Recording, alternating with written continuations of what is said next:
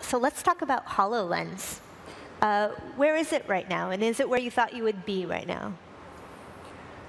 It is just simply mind-blowing. I mean, see, here's the fascinating thing. I've been using it over the last multiple months on a pretty constant basis, and for me, even every day, it's just such a different type of computer. And our industry, I've sort of talked about this, is punctuated by these category creation moments, especially when input and output changes. And this is for the first time where you have not just a mirror world, right? If you look at our history, what we have done is we have digitized the real world, right? We've created metaphors like the desktop or the smartphone with a set of icons. But this is a place where digital output is mixed in with the real world. So that's why we call it the mixed reality. Right. And we are at the very beginning of understanding even how we're going to deal with this medium as developers, as users, as every one of us. Right. And so I'm very, very excited about HoloLens. I think as we get out the dev kit, and in fact some of the industrial and the enterprise scenarios are going to be for architecture, industrial design, healthcare. So how close are we really? The last public thing I've said about this is that we will get it out in a dev kit by next year for sure. And so this is going to be a 5-year journey because we want to get it out to developers, we'll get it out to enterprises, and then we'll learn. But we'll get it out next year, and then we'll iterate from there. So the developers that you're going to target with this, I'm curious who they are as well. And my godsons are too. They would like you to get right on the Minecraft version of that. That's right.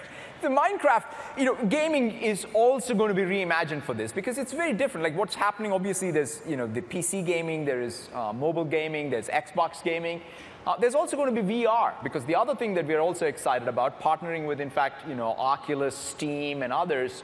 Next spring, I think they're all going to have virtual reality goggles, and in most of those cases, they're going to be tethered to a Windows 10 machine, in fact, with Xbox controllers. That's going to be a very different genre, where it's all fully occluded, and it's going to be very amazing experiences. AR, or mixed reality, is about mixing the real world and the digital world. In fact, that's kind of the thing. I put it on, and I roam around my house, and you continue to have your conversations, and you literally have these digital artifacts. And so it's different. And gaming is also going to be reimagined. So to your point about the kinds of developers, even the classic game developers, like Minecraft, are building a very different type of game for this new medium. Right.